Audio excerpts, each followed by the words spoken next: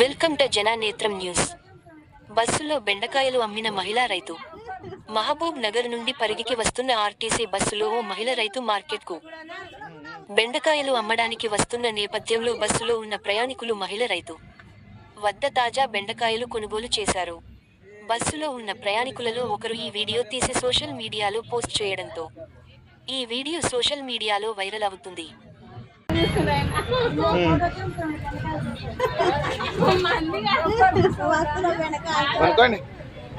కూరగాయలు బస్సులు కూడా అమ్ముతున్నారు, ఆడేళ్ళు అంటారు, బస్సులో కూడా అమ్ముతున్నారు.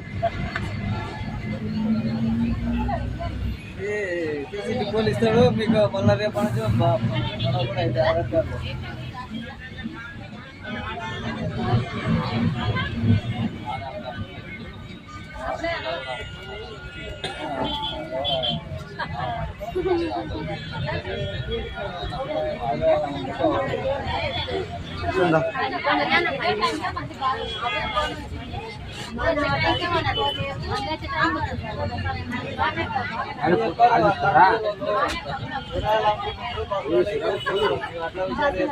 బస్సులో తిప్పుకొని పెడతాడు